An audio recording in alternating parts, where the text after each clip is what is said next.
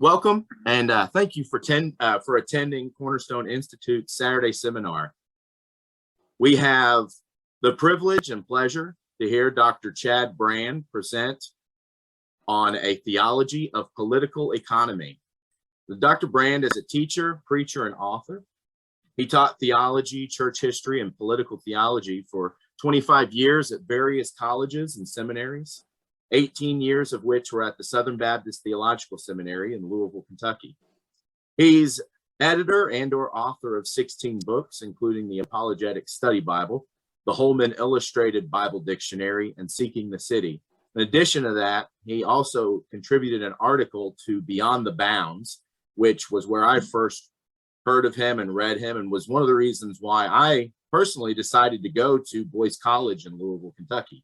I saw the caliber of that, and I wanted to go and study there. I haven't ever told him that or anything, but that was one of the reasons why I decided to go to Boyce. I read that article and I saw that he was a professor there, and I was committed to going there and study there at that school. And he and his wife, Tina, make their home in Monterey, Tennessee, and have 3 grown children and 10 grandchildren. So thank you all for joining, and I'm glad that he'll be able to teach us today. A little bit of information of what it's going to look like this morning. Dr. Brand's going to be having 2 separate lectures, one on the history, right? Is that correct? Kind of historical and theological issues. Yes, and then going over a biblical understanding as well. So he's going to complete his first lecture. We'll have some time for questions, take a brief break, and then he'll come back and give the second one, and then we'll have more questions after that. So if everyone would just stay muted unless there's an absolute emergency or you need a pressing question before he finishes. Once he's done, he'll let us know, and then we'll open it up for questions if you have any. So once again, thank you for everybody that's able to join. Any of the additional participants that have signed up, I'll let them in as they come. So I'll go ahead and hand it over to you. Thank you. Thank you, Jonathan. That's the first time in years anybody has mentioned that article that I wrote for that book. So I appreciate the fact that I was able to at least lure you over to Boyce College with that little exercise in writing in that book. And it's good to be here with you guys today. I have been engaged in the task of working through political theology and the relationship between politics, economics, and the Bible for about 15 years, maybe more actually. I taught a course, as Jonathan indicated. The course was called Religion in the Public Square. It was a required course at Boyce College, and I always enjoyed teaching that class. It varied from year to year, so I'm not quite sure what incarnation of Jonathan encountered. But anyway, I've published 2 things specifically relative to this issue. The one is the book Seeking the City. These were, I think, featured on the website notification about this lecture. And that is a large book. I co-authored that book. And each of us wrote about half of it. I was specifically assigned the task of dealing with theological and historical issues, and my co-author dealt with the biblical issues. Then we collaborated on dealing with contemporary issues related to politics, economics, and faith. And I've taught in churches over the last several years in particular, as I have now retired from full-time teaching. I've had opportunities to go to several different places and teach on this material in churches. I have found that people really need this sort of thing in the local church. So I deal specifically with vocation, work, welfare, economics, and politics. I'm always leery about the political side of things because I realize that in our churches, we have people from a variety of different political persuasions. But there are some things that we ought to all be able to hold in common, and I'll deal with those issues in the second half of today's material. But let me take some time here first and deal with philosophical, theological, and historical issues related to the church and political economy. As you might imagine, the early church and then the medieval church were wrestling with issues on relative to this that stemmed from the philosophical writings of Plato and Aristotle. Plato, of course, wrote his rather magnificent book, The Republic, a book that lays out a paradigm for political life that no civilization has ever really adopted, and probably for good reasons. Plato's always fun to wrestle with, but also many times fun to be angry with. And certainly that's the case with the Republic. In that book, he laid out a case for what he considered to be a just civilization.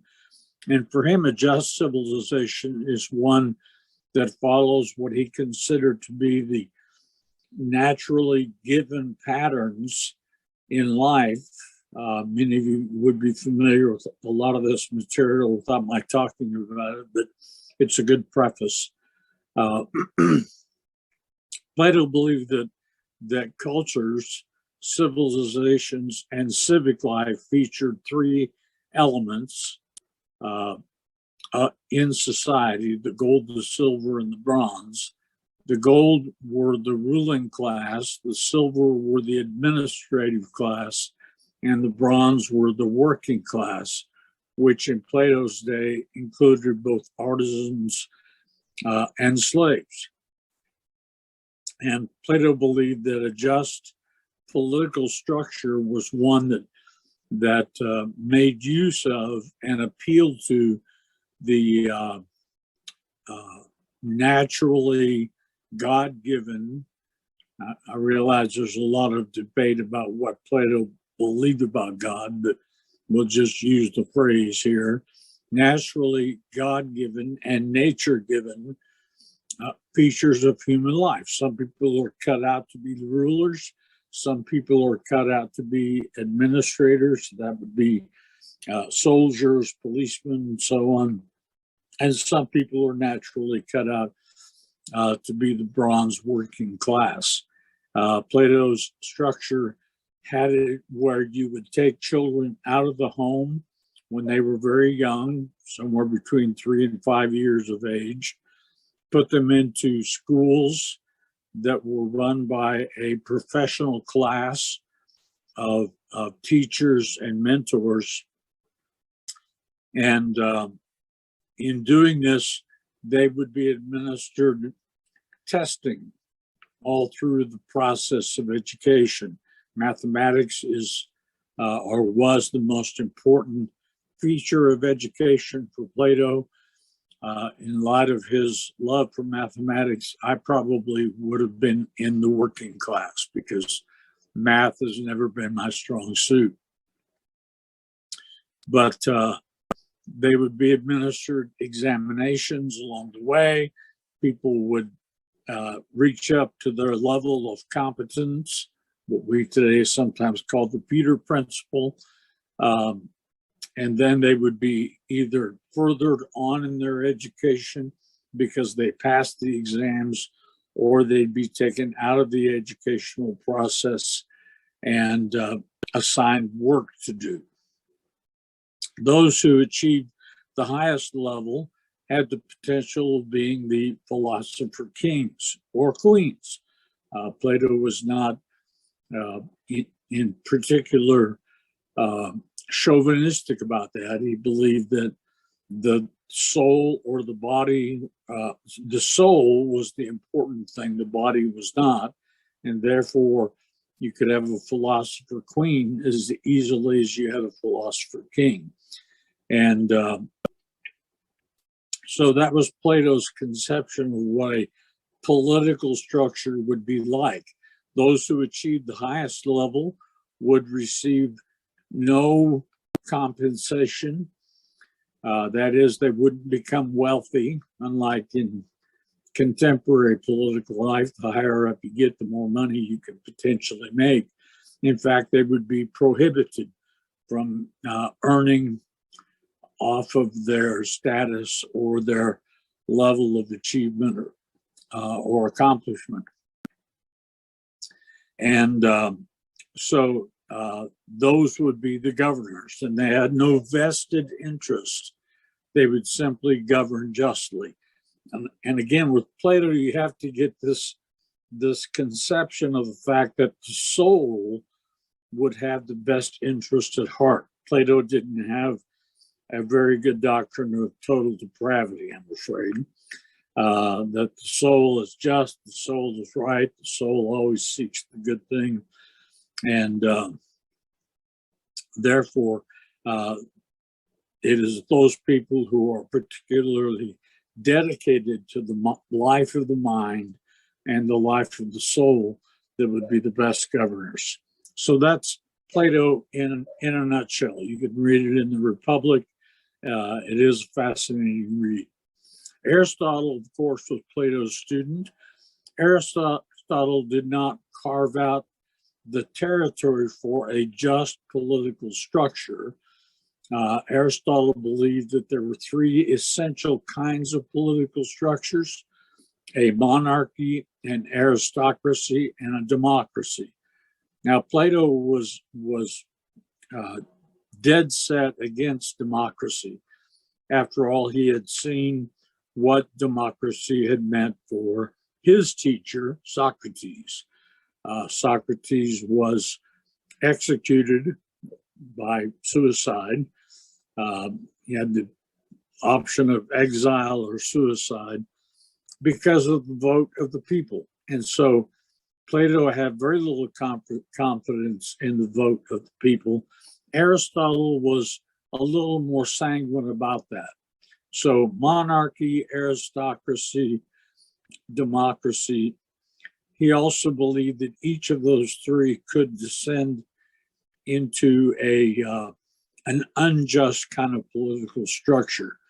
But it's important to sort of lay that out as this is the fodder upon which the earliest church, that is through about the time of Augustine, and then after a hiatus during the Middle Ages, in the High Middle Ages, there was a return to analyzing Plato and Aristotle. I'll say something about why that was the case in a few minutes.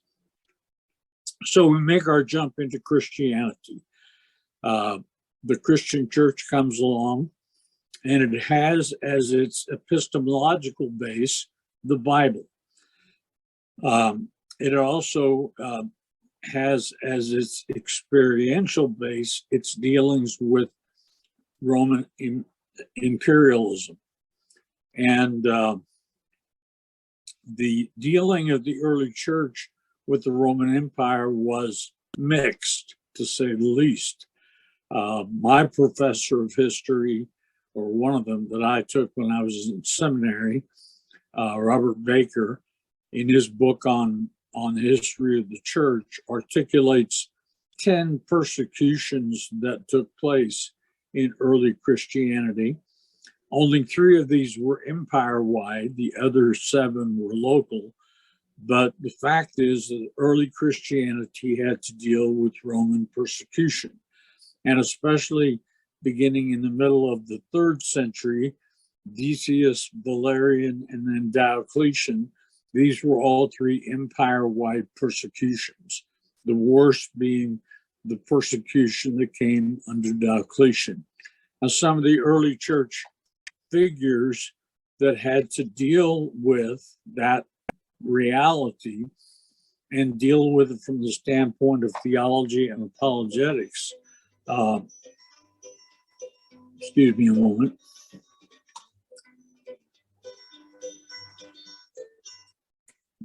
Perhaps some of you like country music, but for some reason my music started up on my iTunes. So anyway, sorry about that. Tertullian would be a key figure here for understanding one way of dealing with politics and economics. Tertullian believed, of course, he was a Carthaginian living around the turn of the 3rd century, around the year 200. And Tertullian believed, based on certain biblical texts, that the church should separate from the world. That Christians should not be involved in the political order at all. In fact, he advocated the idea that there should be separate kind of communal structures, not as if the Christians lived in the same building, like a big dormitory or something like that, but they should probably live in the same neighborhoods. And in one of the famous phrases in his writings on the subject, Tertullian said the Christians should have all things in common except wives. We're all glad that he added that except clause.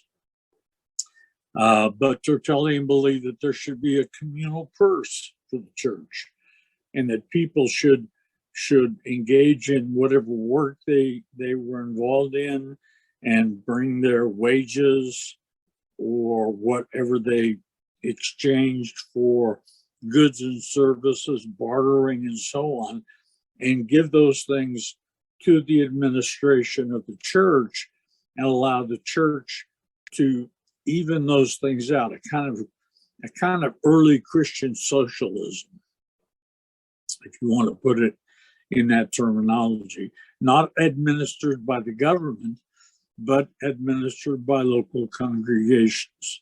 So for Tertullian, the key issue here is separating out from the world, not in terms of monasticism. The monastics were rising up about the same time that Tertullian was writing. He didn't believe you should go live in the desert and fight with demons for your whole life, that we had to live in community, but that there needed to be a kind of socialistic structure in the church. We're going to kind of skip ahead in terms of politics next to the great work on a Christian philosophy of state, and that's Augustine. But of course, we have to take just a moment to talk about what happened in between Tertullian and Augustine. And what happened in between was Constantine. Constantine, who had probably already been under some Christian influence even before he won the famous battle at the Milvian Bridge in 311 AD, nonetheless had a vision, and historians are pretty agreed now. There was a debate over some years whether Constantine made all this up, but he probably had a dream the night before the battle, a dream of the cross in the sky and a voice that said, "Go out and conquer in this sign," in hoc signo vinces in Latin. And so when he arose the next morning, he had his soldiers paint the cross on their shields, and they went out, and he won the battle against his rival Maxentius, which made Constantine emperor of the Western Roman Empire. At that time, and in various times before and after, the Roman Empire, being such a large entity, was split into the western half and the eastern half. So he attained superiority in the West, eventually attained emperorship over the entire Roman Empire, not just the empire in the West, but it was all predicated on that battle. He issued the Edict of Milan in 313 AD. The Edict of Milan ceased the persecution of Christians. Diocletian, remember, in the early 300s had perpetrated the greatest of all persecutions against early Christianity in the Roman Empire. And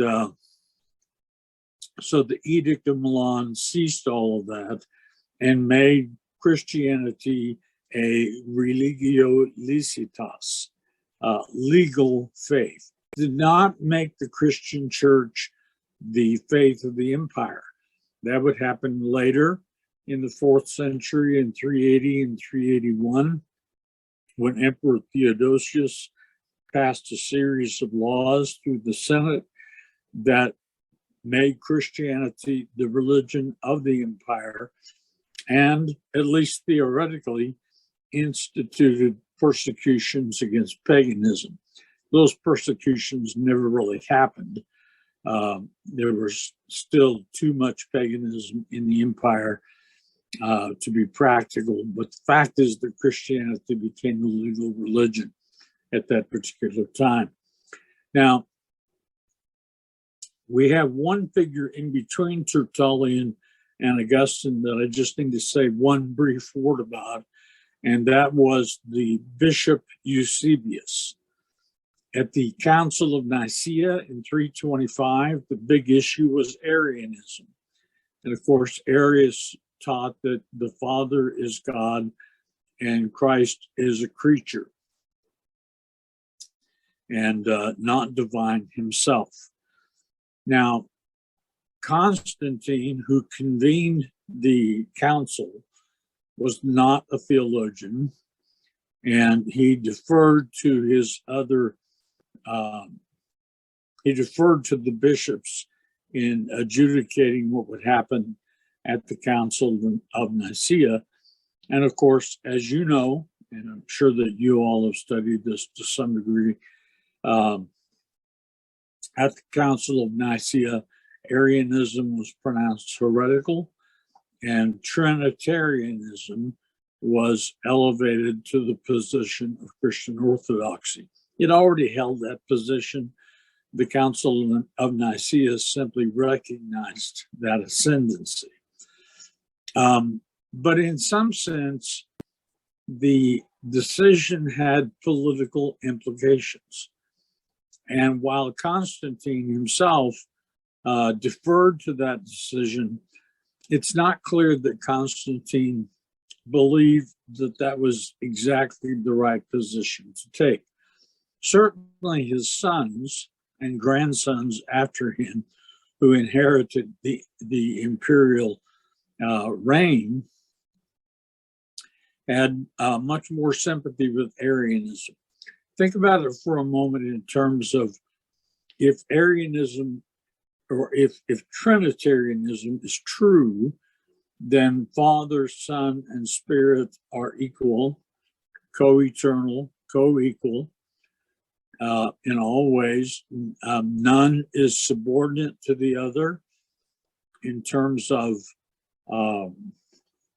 their ontology, their being.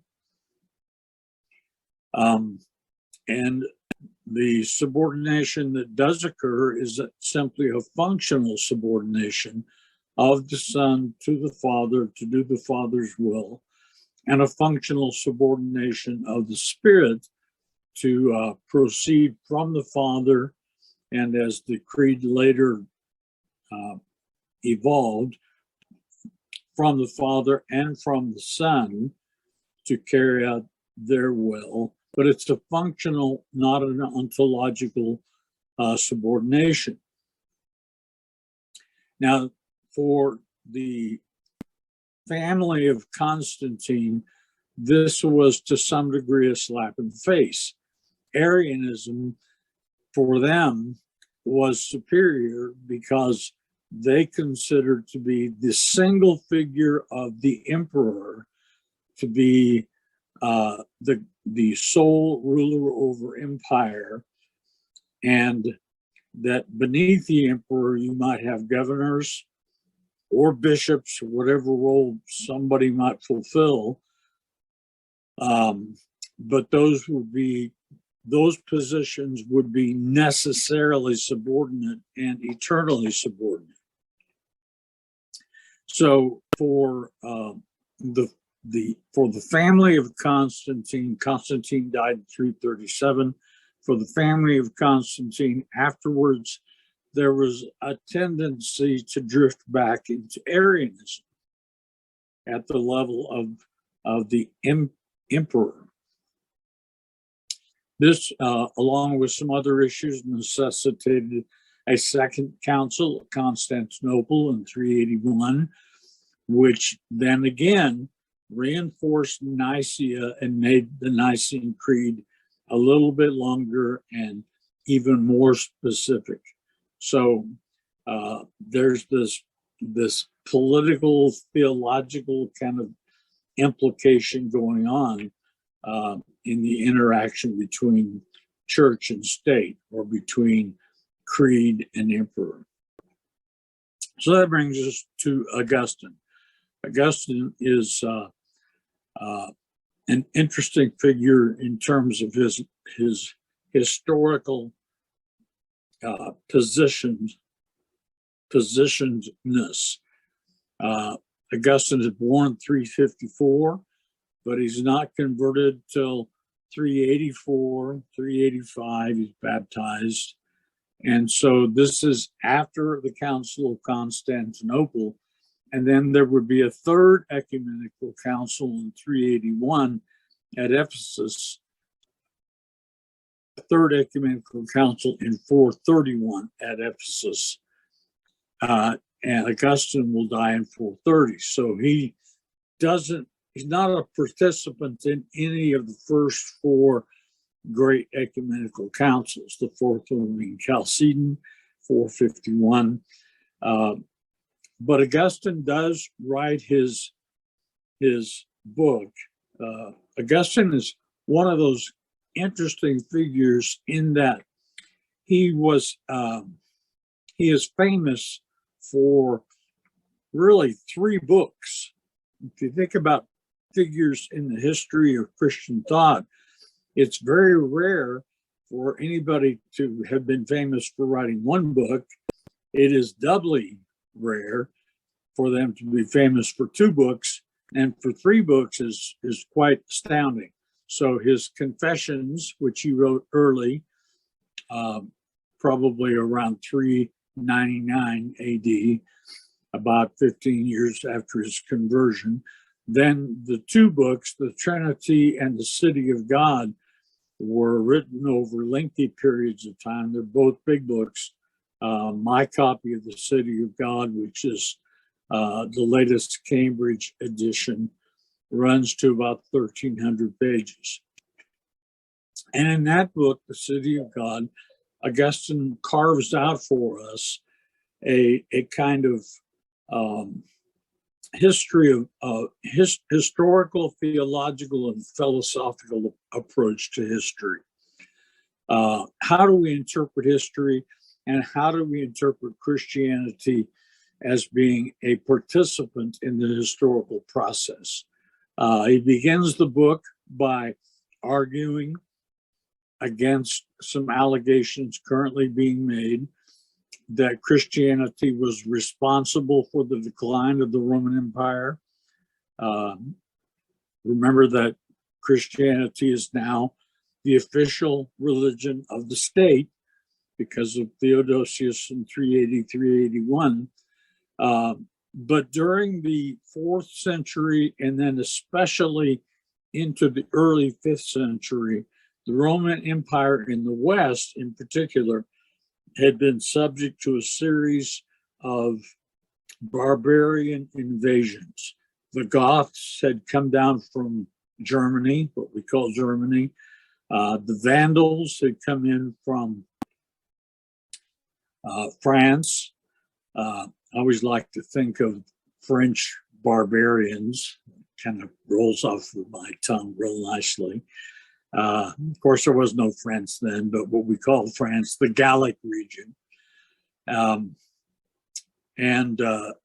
we had Huns coming from the east. All of these barbaric figures had made incursions into Western Rome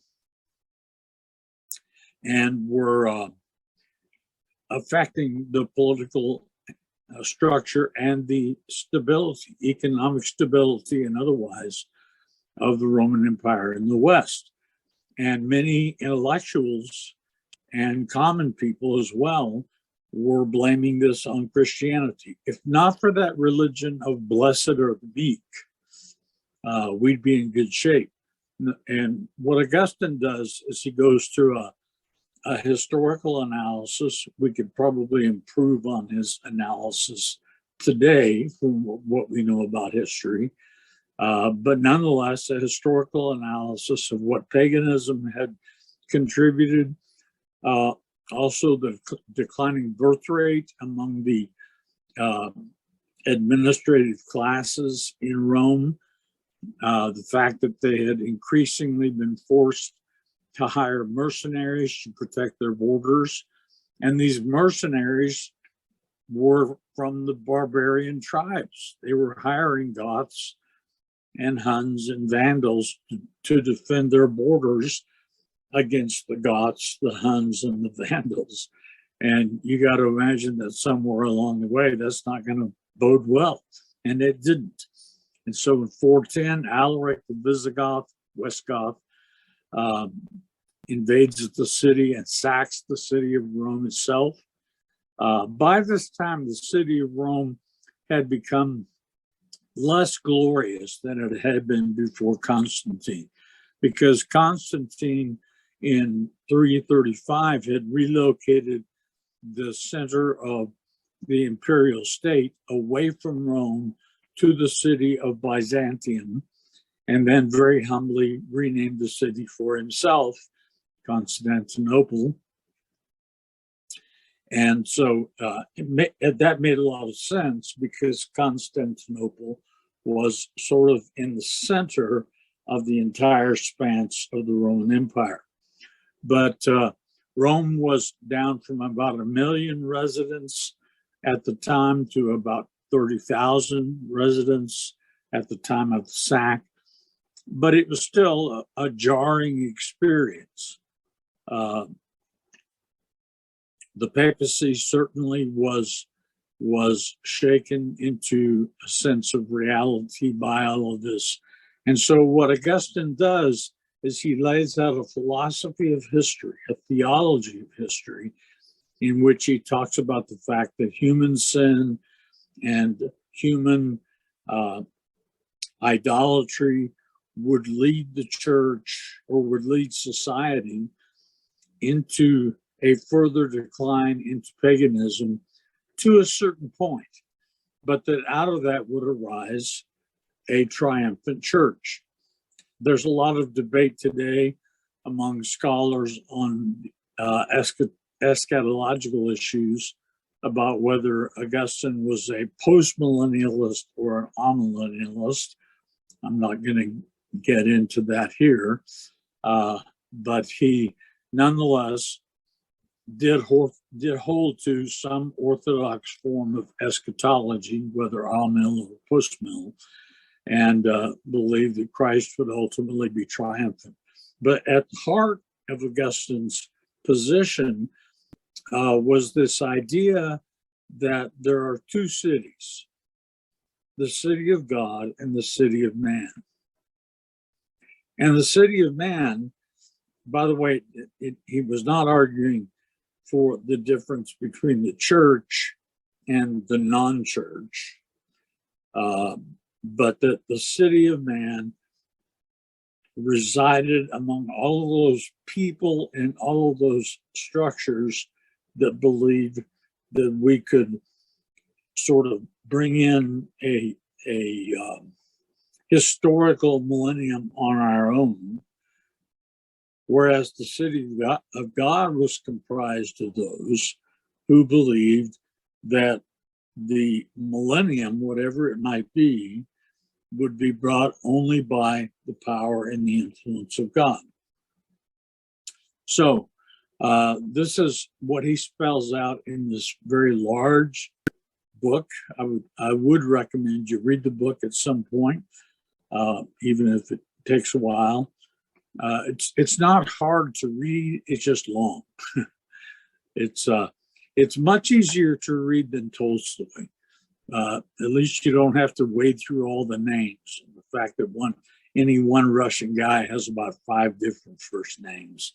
So if you're trying to decide between War and Peace and the City of God, I would say go with the City of God every day of the week.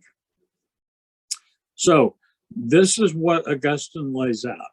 Now, in this world that emerges after the fall of Western Rome, the last Western Roman emperor was deposed in 476.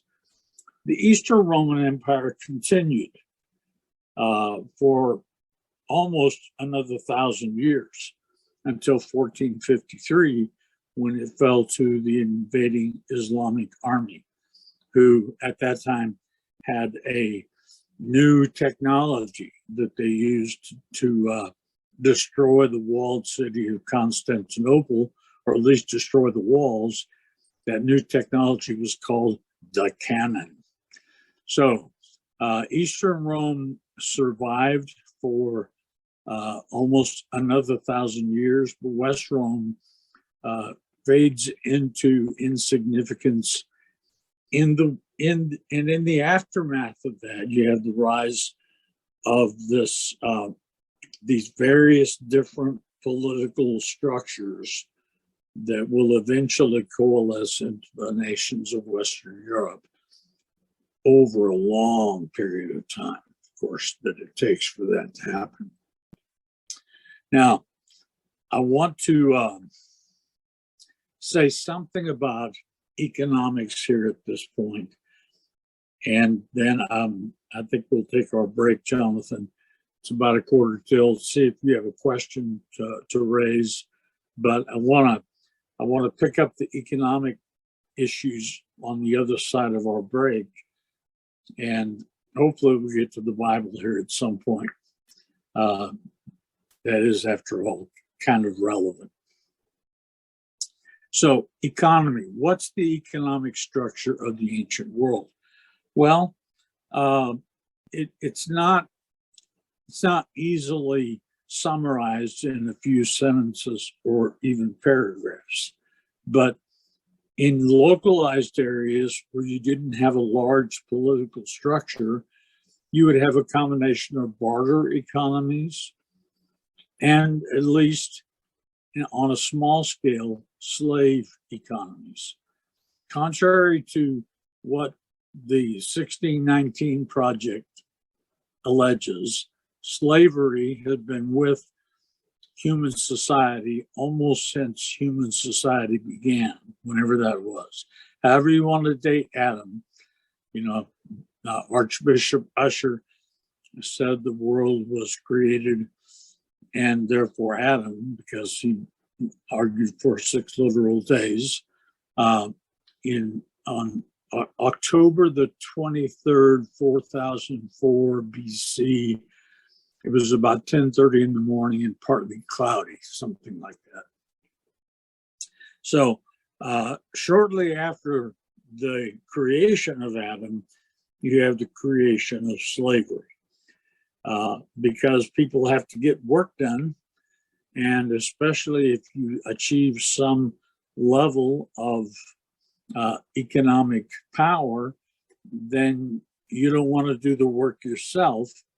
And it's kind of hard to find good workers out there, but if you can enslave people, then you do so. Certainly the Roman Empire was a slave-based economy.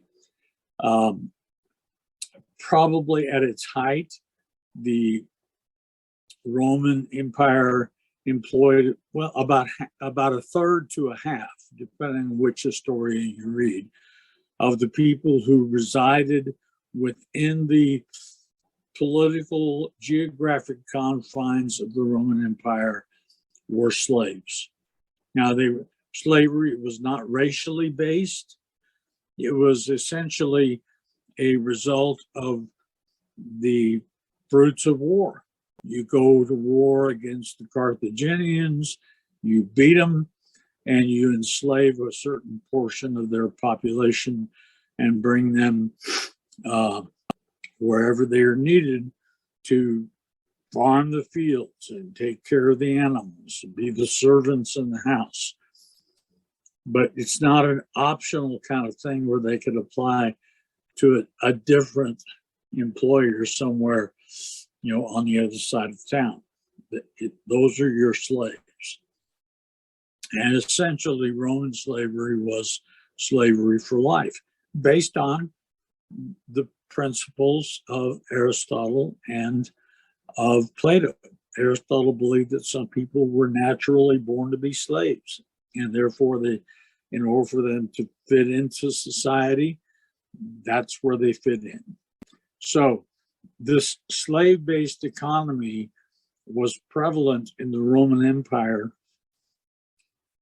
right up until the fall of Western Rome. And it was prevalent because they could do it. But once the Western Roman Empire fell, slavery began to deteriorate. You had people with less financial resources. You had a situation where there were more opportunities for very poor people to be employed in other ways. And so what begins to happen is the development, and at this time, 500 AD, it's very rudimentary. It's not going to develop in the way we think of it today for several hundred years. But what begins to develop is a serf-based economy, where you will have a landowner and he will employ serfs. He grants them the right to live on a little piece of the property that he owns.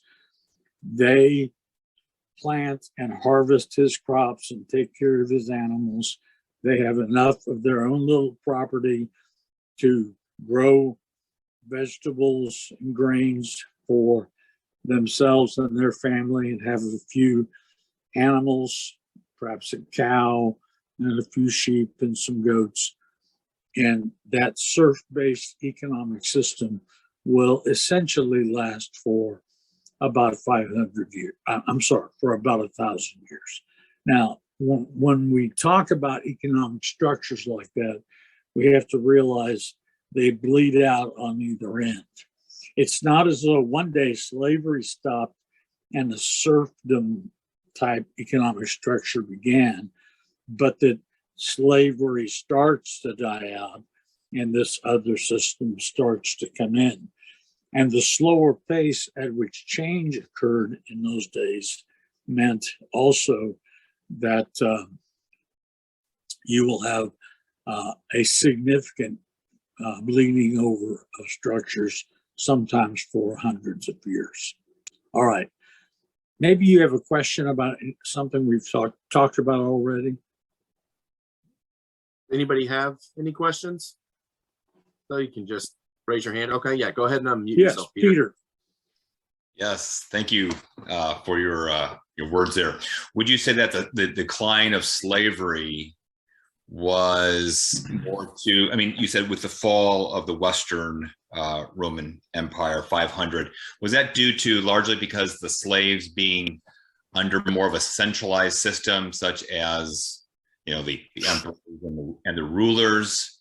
What would be you were saying more opportunities such that it would slowly go into serfdom category, but was that slavery declining of slavery more due to the centralization of the empire just disintegrating and not having that control over the slaves? Yeah, that was a lot of it. And the new, quote, rulers that were coming in, these Vandal and Goth and Hunnish kings, as they would often call themselves, but a king might only have 25 or 30 square miles of territory. All right. And so these invading warlords did not have the same financial wherewithal to maintain a large slave-based economic structure, but they could have a shared structure where they would employ serfs. Now, when we think of serfdom, we think of it as almost as slavery. But the fact is that there were significant differences. And let me get rid of this once and for all. I tried to.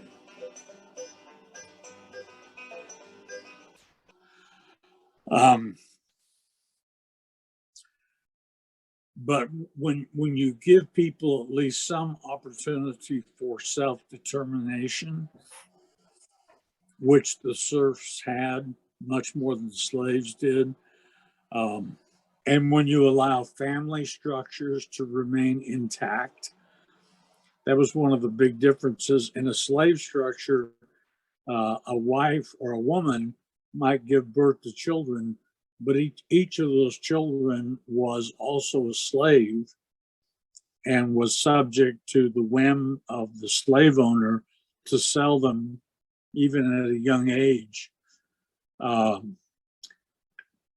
That was a major difference between a slave economic structure and a serfdom, which at least respected the integrity of the family, in spite of the fact that it was still oppressive and people still died of malnutrition during bad harvest years. But yeah, you have smaller territories over which warlords eventually becoming barons and carrying these other titles, baron, count, earl, whatever they might be. The integrity of the family structure, at least, is more maintained in a serf-based economy than in a slave-based economy. Donald, he put the attention on you. Did you have a question? I did have a question. It's more of a political one. Go ahead. In light of some of the concerns that were being worked out in those early centuries, and then with the movement east and west, I'm just intrigued with the present day situation where in a place like Russia and the Orthodox Church and their position about the issue of the filioque, the procession of the Father, of the Spirit coming from the Father and the Son, and not just coming through the Father. But that there's some implications. It seems like Russia has a propensity for the strong man, where there's always this sort of a guy at the top, and he's at the top, and then there's the people that work things out, the administrators below, over against more of a shared, mutual one anothering that you would see more in the idea that it's not just the Spirit proceeds not just from the Father, but from the Father and the Son. I'm not sure if I'm expressing this very well, but these are things that sort of bounce around between my ears sometimes. I look at the present world order and the historical church and where it's found itself, either west or east.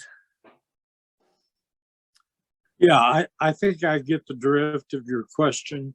And as you probably know, the filioque was a specifically Western issue, okay, rather than Eastern. The East had its own struggles. So, for instance, you had the Monophysite controversy in the East that never really plagued the West, where you have a hard time distinguishing between the person of the Father and the person of the Son. It's Trinitarian, and it's not Arian, and it's not Sabellian, and it's not modalist or anything like that.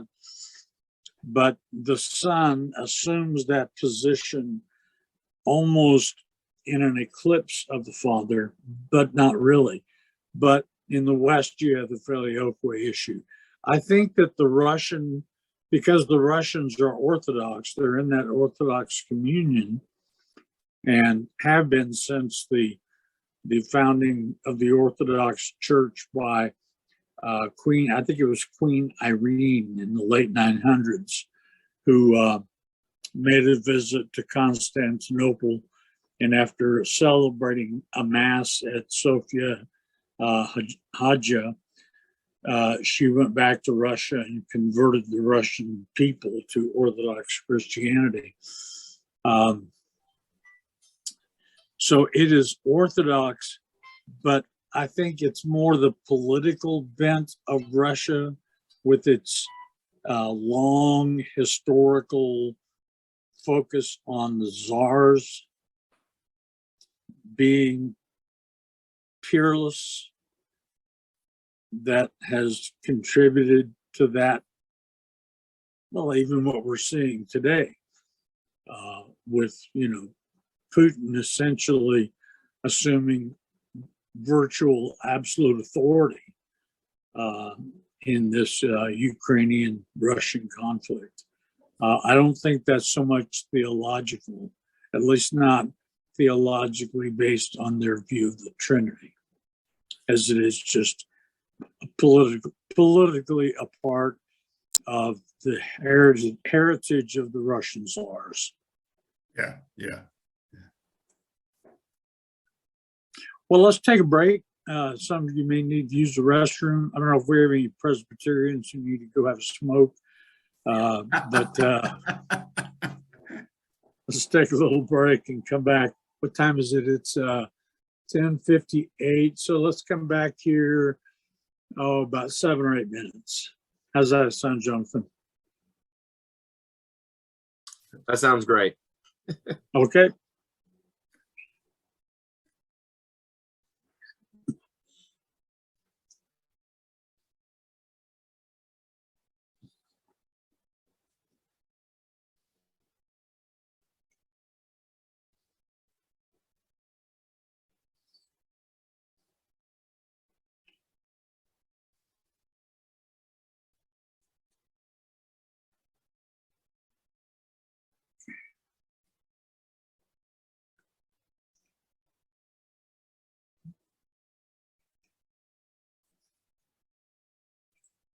Are you ready to begin?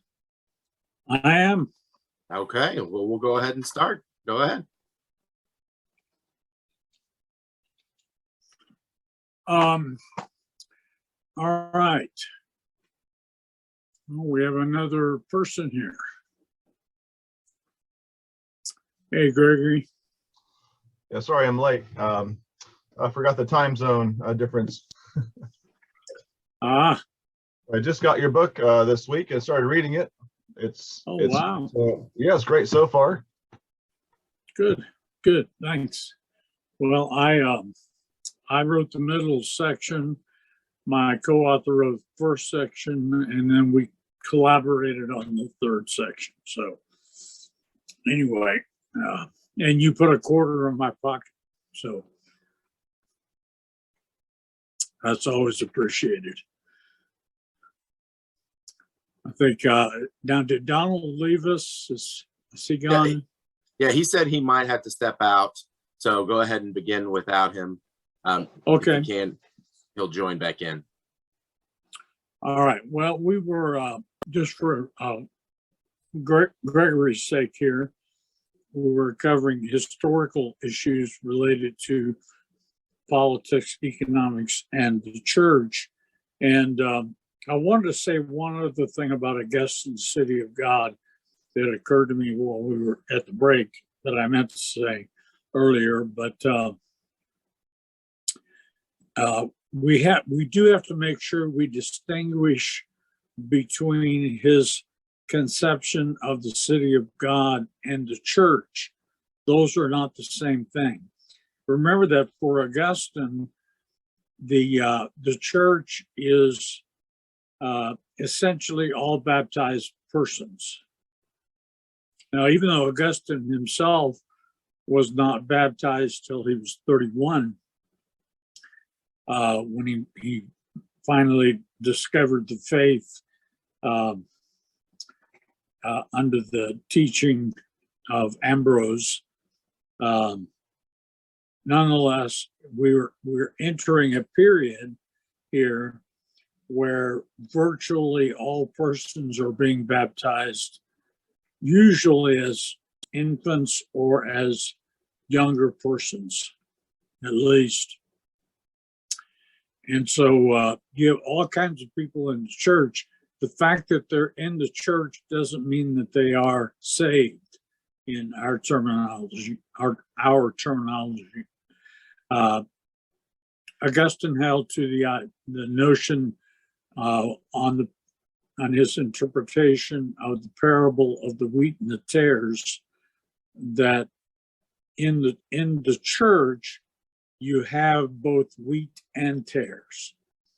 And so if you think of the tares being in the church, these people are not citizens of the city of God, even though they are in the church. So that's an important distinction to maintain in interpreting Augustine and in contrasting him with, say, in today's world, Baptist or Free Church types of churches.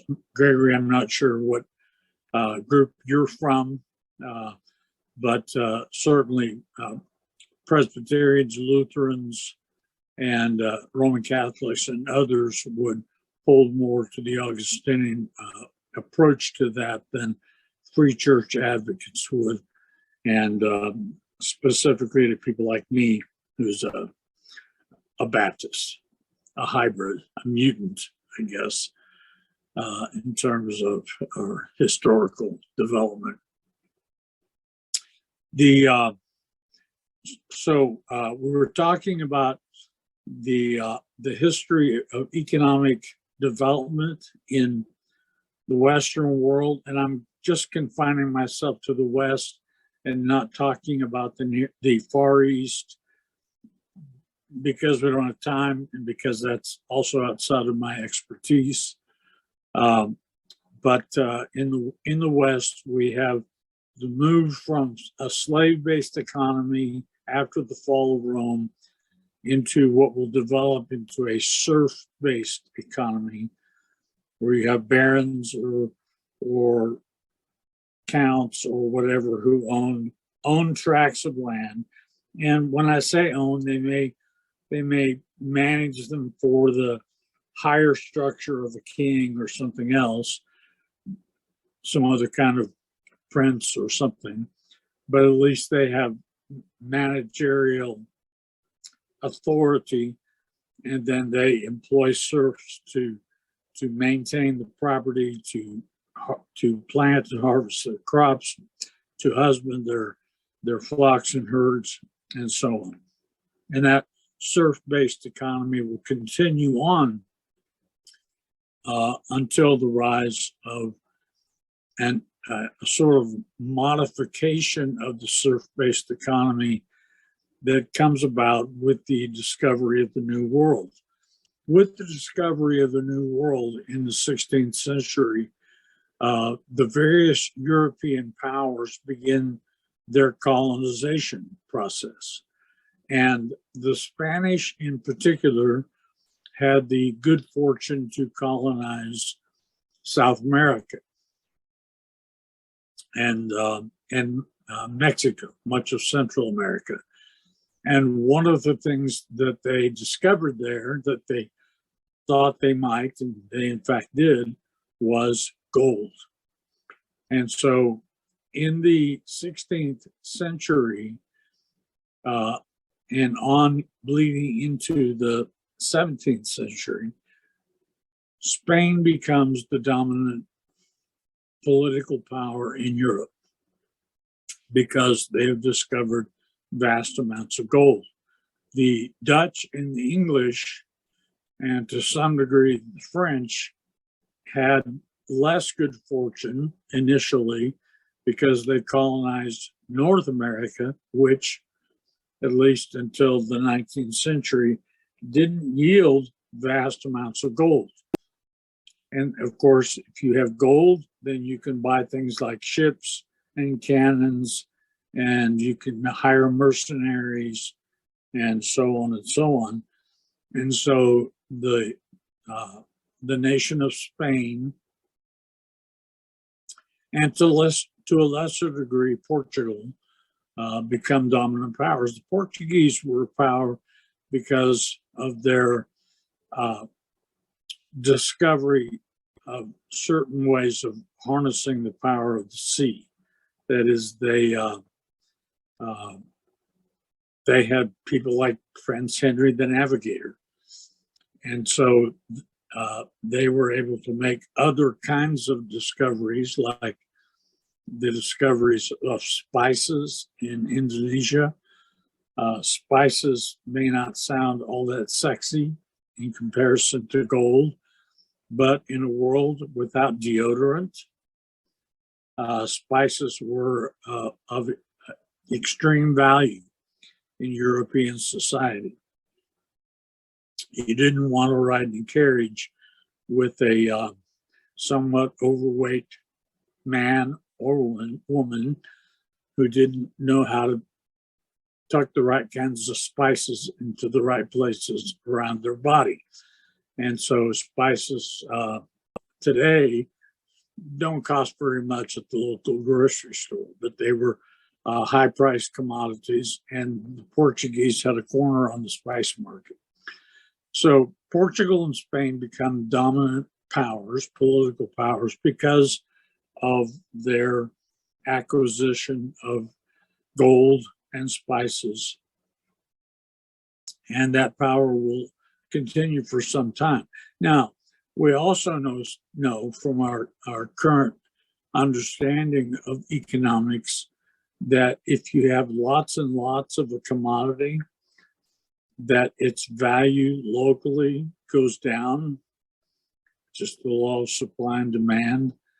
And so when lots and lots of gold gets imported, then the value of gold locally goes down. It may not go down in your trade with a nation like England or Holland, but it certainly goes down in value within Spain itself. So you have the reality of inflation that afflicted the Spanish internal markets. But the philosophy that is associated with that particular historical development is known as mercantilism.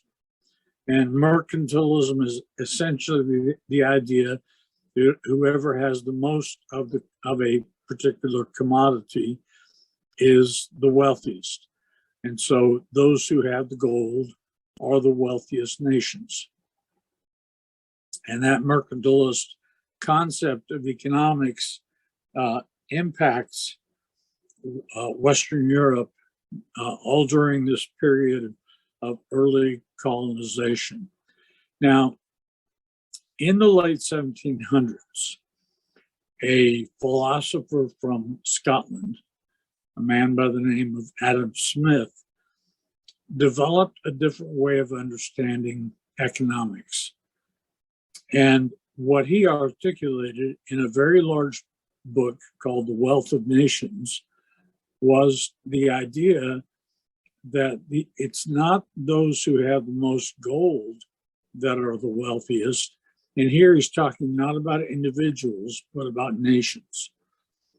So in other words, thinking of it at a macro level, the wealth of nations consists not in who has the most gold, but in who is the more productive.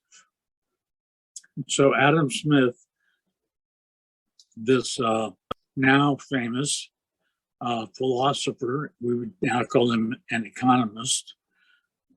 He was not called that so much in his day, but articulates the notion that productivity results in wealth. So the wealth of a nation consists in its productivity.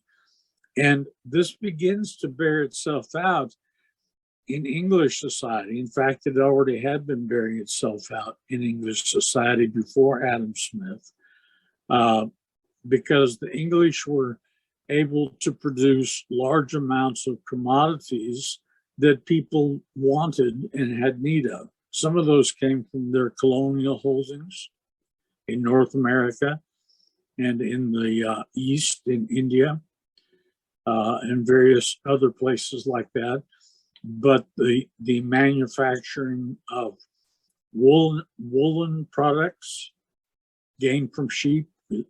Go to England even today and look at those many, many hills with the green grass growing on the hill. You might imagine this would be a good place to have sheep. Well, they are, and they were. And so England takes the place of Spain. And just to sort of back up a little bit, Spain with its gold was the early Western European power. Then it was France under the early Bourbon kings.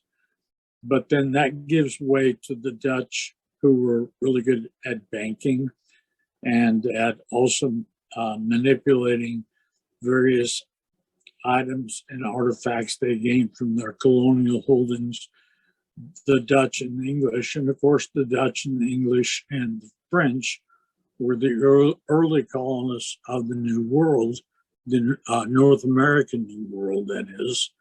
And so England begins to become this real power. The thing that made England also so wealthy was that they welcomed industrialization. So we think about the Industrial Revolution, as it's usually called. It doesn't really take off in most of the world until the 19th century, but in England, it took off in the 18th century, in the 1750s, with a variety of inventions like the water loom and the spinning jenny and the steam engine at the end of the century.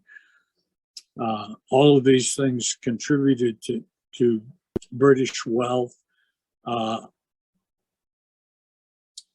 America is going to follow hard in that train with the invention of Eli Whitney's cotton gin. But it's the British that have the first real locomotives that begin to revolutionize travel.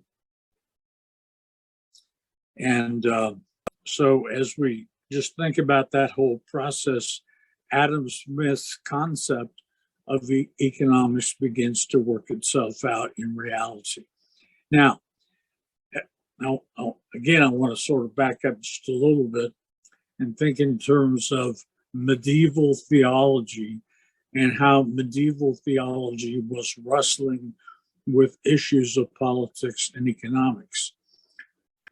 After we get past Augustine, we don't have a whole lot of real development among theologians in these areas until we get to what is sometimes called the Little Renaissance. The Little Renaissance occurs in the 12th and 13th centuries and includes thinkers like Thomas Aquinas. Now, when Adam Smith wrote The Wealth of Nations, he identified a structure of 4 or 5 components that contributed to what he called market economies. Thomas Aquinas almost developed this in the 13th century. And the problem is that when I say almost developed it, he was only short about one item for putting all the pieces together that Adam Smith later would put together. And also he comes along too early. The world was not ready for the kind of market economic understanding that Thomas would bring with him. And also he doesn't combine these elements in a convenient package in one place.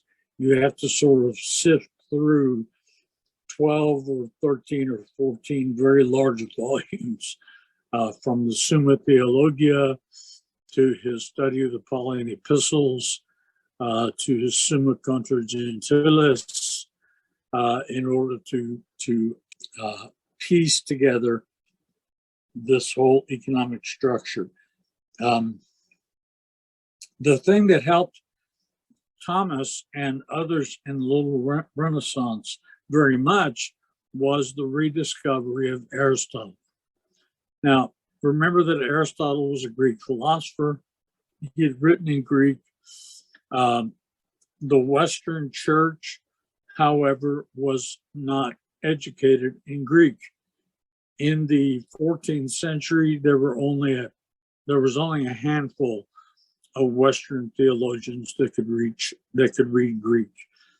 But in the 11th century, a group of scholars got together, increasingly Greek intellectuals, which were mostly churchmen, but some other intellectuals as well, had begun a migration to the West.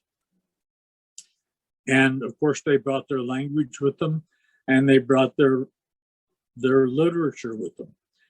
And so they engaged in a process of translating Aristotle into Latin. And it was those texts of Aristotle in Latin that stimulated Thomas Aquinas's curiosity. Very curious, very bright man.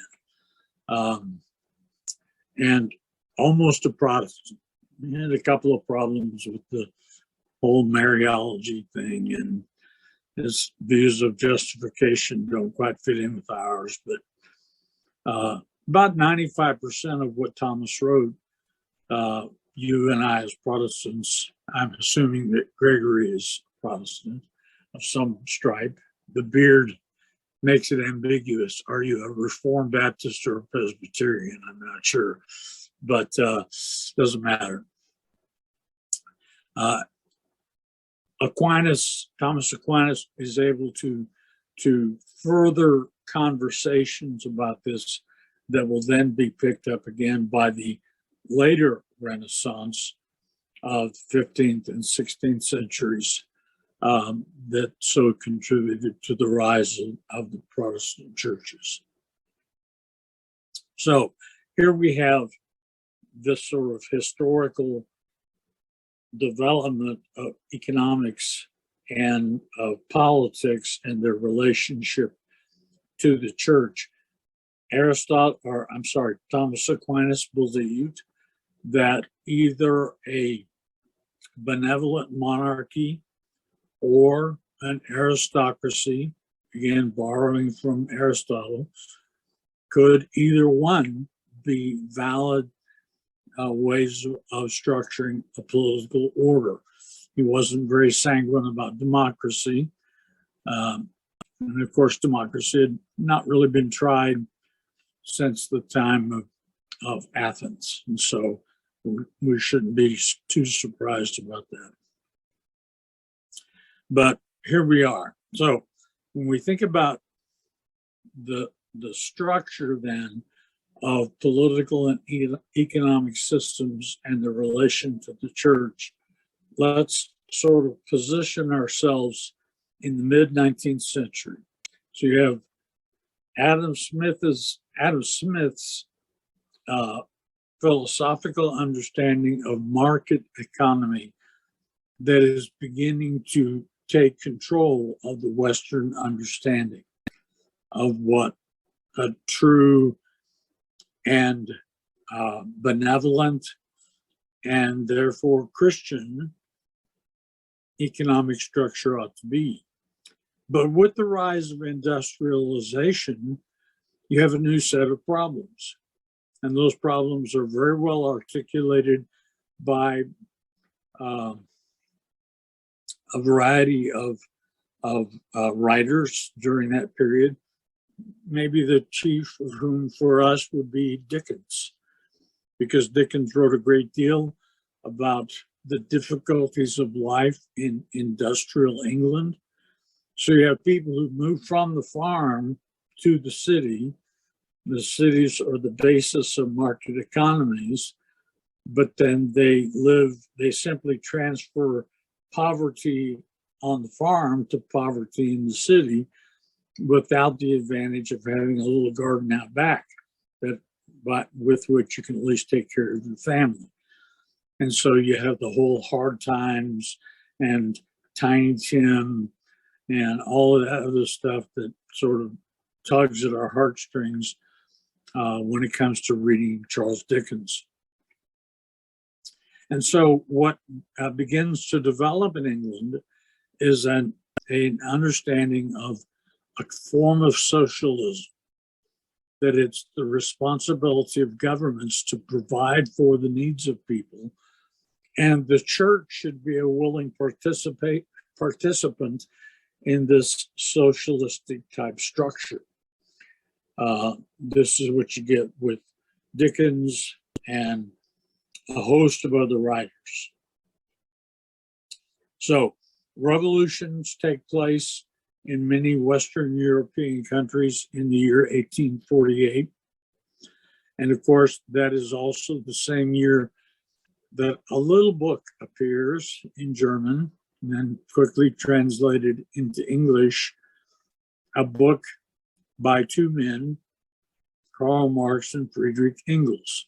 The title of the book is The Communist Manifesto. And what Marx and Engels argue for is a socialistic structure, but they also indicate that in order to get to that socialistic structure, you have to pass through a phase in between, and that phase is communism. Now, Marx spells this out in much more painstaking detail in his book Das Kapital, volumes 1 and 2, Capital in English. By the way, Marx is apparently the philosopher who coined the term capitalism. Marx is misunderstood in some ways by some people. Marx didn't believe that capitalism was worse than what had gone before. He just believed that it was worse than it ought to be. All right, so with capitalism, you have the rise of a new class of aristocrats, the robber barons, the nouveau riche, these people who have gained power, economic and political, by virtue of their ability to cash in on the discoveries of the Industrial Revolution and then applying those discoveries to market or to economic issues of their time. He believed that this was inherently unjust. Now, when we think about Marx and we think about Dickens, it's kind of hard to think about those two guys at one and the same time, because the visual image of Karl Marx with his crazy hair and crazy looking features just don't fit very well with Bob Cratchit. Okay. But essentially, Dickens and Marx were in the same camp. And as we move into the 20th century, that situation prevails. Marx believed that there would be a collapse of structures, of economic structures that would take place, and that this collapse was inherent within capitalism, within market economies. And of course, in 1929, we have the crash of the American stock market. And then in the aftermath of that, there is a worldwide financial depression. Now, again, I want to just say the crash of the market didn't cause the depression. Signs of of this looming economic depression were already in the making. At least a year before those fateful days at the end of 1929. And there were a variety of features, even in American economic structures, that contributed to the Depression. But at least in popular mentality, the market crashes, then you have the Depression, and the Marxists all said, see, we told you so. We told you this would happen. Now, the only way out is socialism, and the only way to socialism is through communism. So, people who write about these economic issues sometimes talk about, quote, the big three in economics. And the big three are Adam Smith, Karl Marx, and then the guy that comes along after the crash and around the period just before the Second World War, through the war, and then after the Second World War. And he was an Englishman by the name of John Maynard Keynes. Keynes, of course, spelled Keynes. So Smith, Marx, and Keynes. And if you're a Hegelian, I guess you could say you have the thesis and the antithesis, and now the synthesis. And of course, what Keynes argued for was the idea that governments should contribute to the economic structures of their respective nations by making their own stimulations. That a government can stimulate the economy by more spending.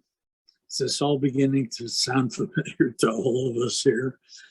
Now, at the same time that all this is happening in the very poor nations of the world, especially in South America, parts of Africa, you have the rise of a new kind of Marxism, and it's called liberation theology.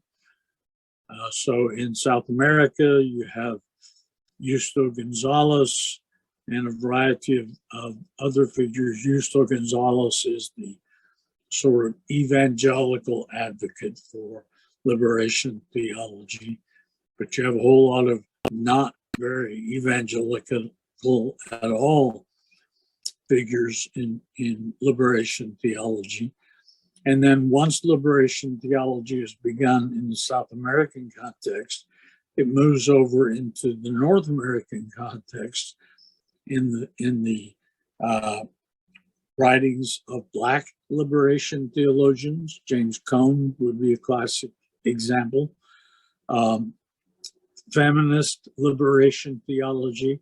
There's a whole host of these people like Rosemary Radford Ruther and Starhawk,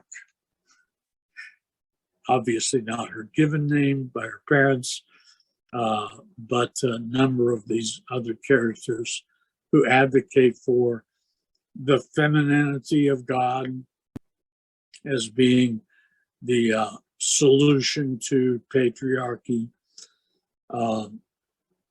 and the Sophia goddess structure as being something that we need to focus on rather than simply the male Yahweh, or as a fairly well-known Southern Baptist feminist theologian advocate. She doesn't teach at Southern Seminary, by the way, but she taught at a couple of different Baptist colleges. Advocate who said that in an article that she wrote when she was president of the National Association of Baptist Professors of Theology, we need to get away from the, quote, badass God of the Old Testament and embrace a more Sophia structure. And of course, in our day and time, that has developed into transgenderism and so on and so forth. So all of those things help us to kind of get a broad perspective on the interaction between economics, politics, and theology that have in some ways led us to where we are now. Now, I had promised you that before we were done today, I'd make a stab at scripture. It's going to have to be a short jab. I'm sorry. When I go to churches to teach on this, I focus my attention primarily on the biblical text because people don't normally carry Karl Marx to church on Sunday morning. So I focus on the Bible and then sort of bring in a few items from what I've talked about here at a different level with you today. But when we think about politics, economics, and scripture, we all obviously have examples of slavery in the Old Testament. It's not race-based. It's not necessarily lifelong servitude. It had a limitation. It was done for the purpose of people eliminating a debt structure, something similar to indentured servanthood in the U.S. back in the earliest days of American colonialization. You have some examples of that, but you have more examples of what we might call barter-based economies, where there is no governmental attempt to manage or manipulate the economic structure. In terms of Old Testament politics, the people were intended by God, once they were brought out of captivity by Moses, to look to God as their king and not to any individual. And as long as the people honored God as their king, they were governed in local ways by elders over the various tribes of Israel. But these elders were not considered to be divine right elders or kingly individuals, but it was the desire of the people in the early chapters of 1 Samuel to have a king over them like the other nations, someone upon whom they could rely in times of warfare. And of course, Samuel eventually, through the leadership of God, concedes to their request, and we have kingship. And with the kingship structure of Israel in the Old Testament, you have all of the attendant problems of an overweening, or at least potentially overweening, political structure. David is a just king. He has his failures, but he's a just king. But he passes his rule off to his son, Solomon. And Solomon looks to advisors to guide him. And the old advisors advised him to take it easy. That's literally a quote from somewhere in there. But to not be too harsh in his governing. But Solomon has his young friends, probably the children of the other aristocrats, who tell him that no, you should make it harsh on the people and you should raise their taxes. And so Solomon does just that, raises the taxes. That's the famous quote, my little finger is thicker than my father's waist. There's a little play on Hebrew terminology there that I'll not get into, but he essentially brings heavy taxation. Of course, we read about the glorious Solomonic reign. He builds this immense palace for himself, and he builds the temple of the Lord and all these public works. But of course, somebody's got to pay for all that. And who pays for it are the people. And eventually that leads to the decline in the next generation of the Davidic monarchy, which never achieves the same level of devotion to God or care for the administration to the people that it had under King David. When we come to the New Testament, of course, we're thrown into a whole different environment. By the way, just as an aside, in the Old Testament, there are examples of resistance to governments, not just resistance to the excesses of the monarchies in Judah in the south and Israel in the north, but think about the Babylonian captivity.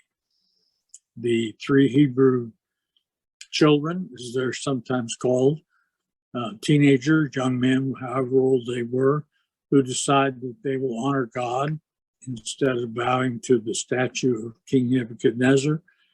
And as a result, they're thrown into the fiery furnace. Daniel cast into the lion's den. These are people who resist the political structure. So we get to the New Testament, we have a new reality, and the new reality is Rome, an earlier version of the Roman Empire than we talked about earlier this morning, but nonetheless a Roman imperial structure.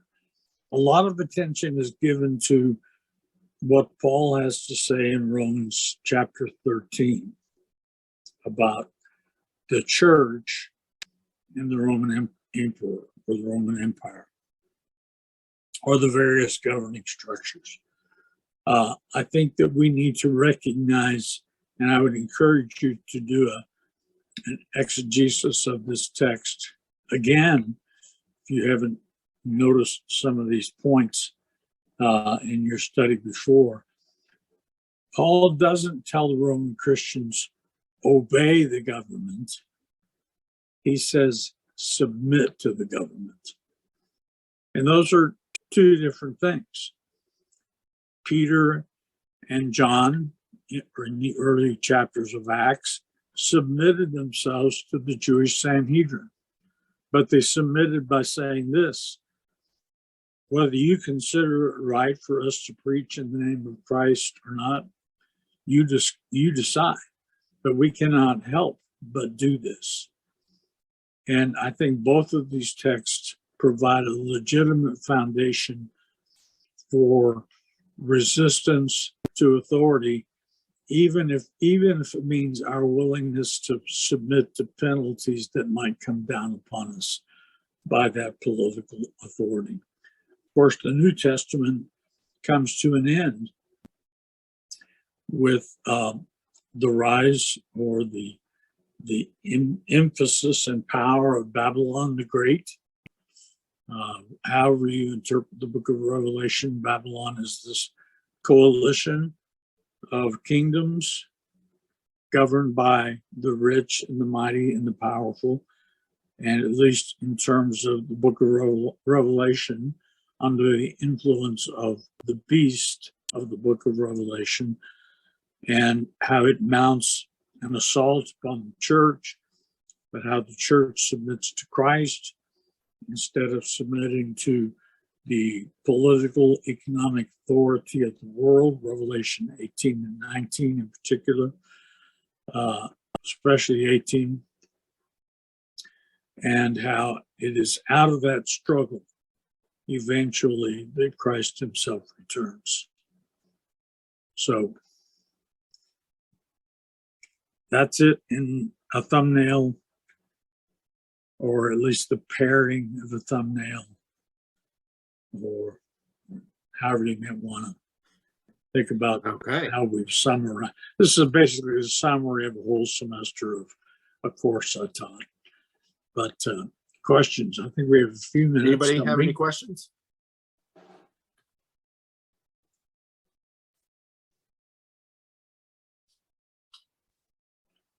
Donald, how's everything with your family, Donald?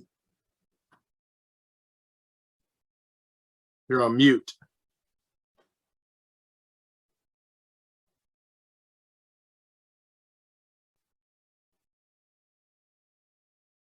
You're on mute.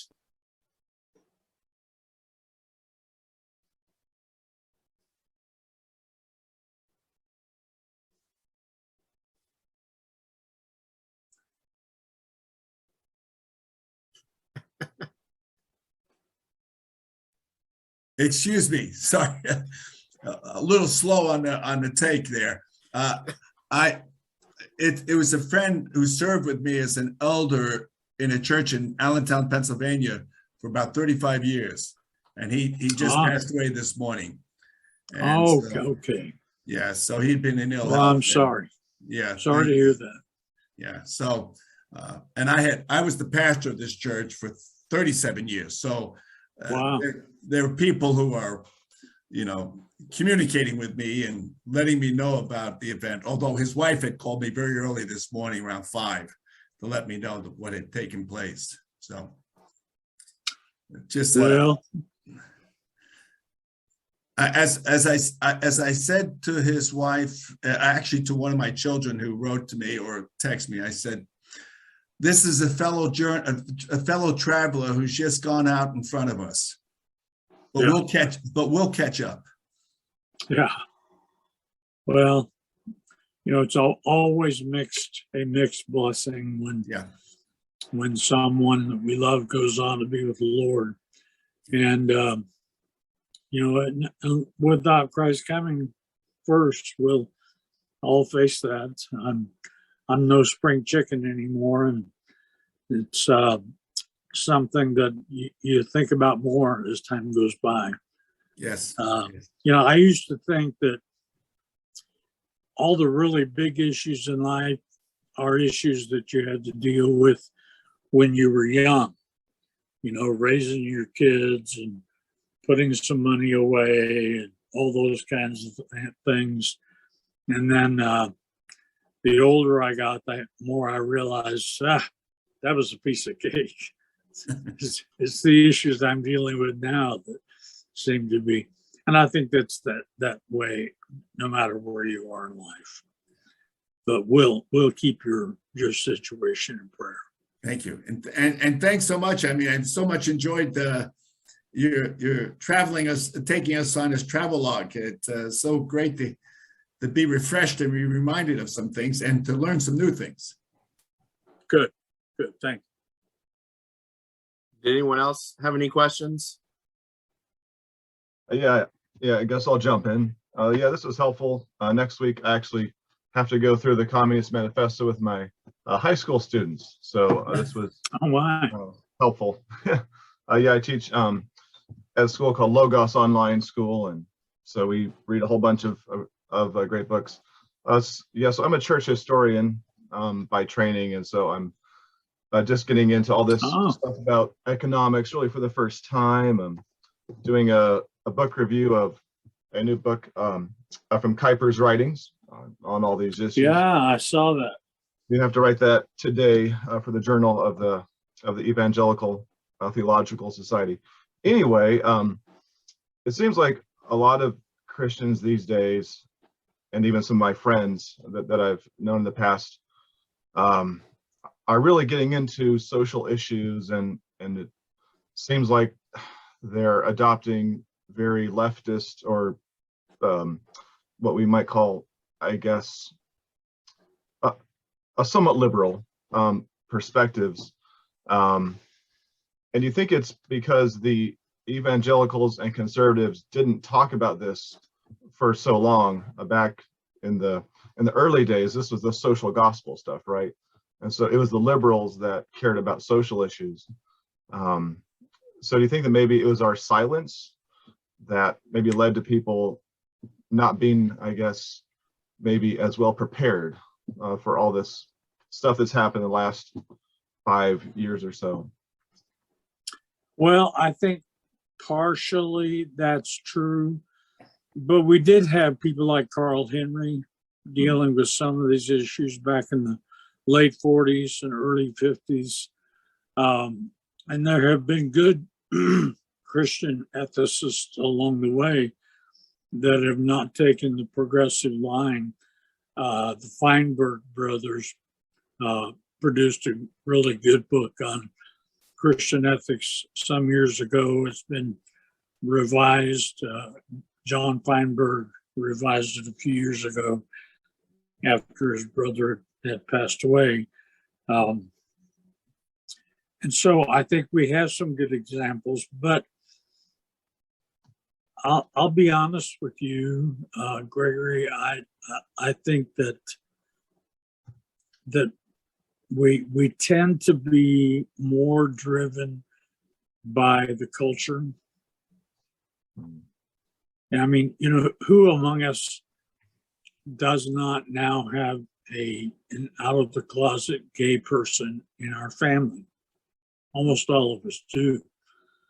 I do. I have a wife. My wife's sister was married, had 4 kids, and decided she didn't want to be married to a man anymore. And so for the last 12 or 15 years, she's been with a feminine partner. I'm not sure that transgenderism is quite catching up there, but certainly it's had an impact. I mean, Bruce Jenner, really? he was a hero of mine back in the day. When he was a decathlete, Olympics 76 or something like that. So I think that the cultural drift is now affecting evangelicalism more than it once did. So we're kind of forced into that. Okay, are we going to take our stand with the KJVO fundamentalists, or are we going to take our stand with Fuller Seminary? And you know, personally, I want to say a pox on both their houses, but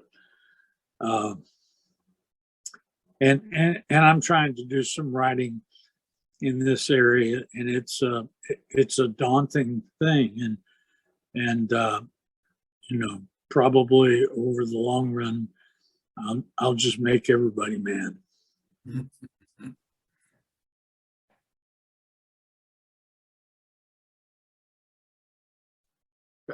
Anyone else have any questions?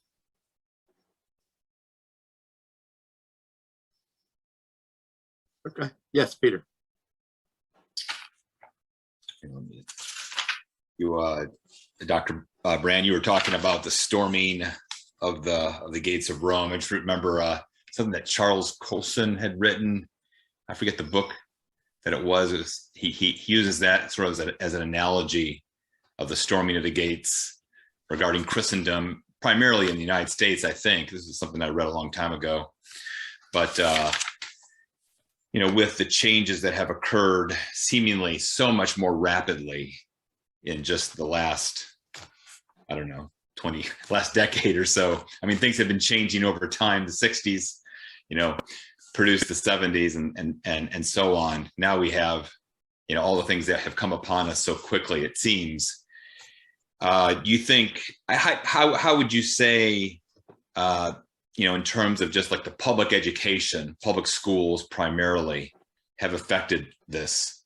I mean, we have our churches, you know, there's the preaching of Jesus, and yet in our schools, you know, the public schools are supported largely because of Christendom. And the irony is that it's, you know, it's very much anti-Christendom. And because it's anti-Christendom, it's anti-Christ, it has, you know, gotten the children, it would appear. And I don't know if you would want to speak to that historically and even moving forward in terms of, you know, what we can do as homeschoolers and or as people in Christian schools. Yeah, it's a very good question. that requires a book to answer it. But let me just say a couple of things. I have a son who lives in Wisconsin, and what his kids are, he has small children, young children, a seventh grader, and then on down. They're all in school, and they're in public school. And what they are subjected to there is very different from what my grandchildren that live here in Tennessee are subjected to. And so it's culturally speaking, it kind of depends on where you live. You know, where we are here, and of course Tennessee is a conservative state politically, unless you live in Nashville. We have a conservative governor, and our U.S. senators are conservative.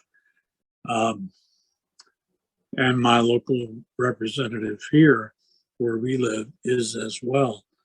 But that determines a lot of it.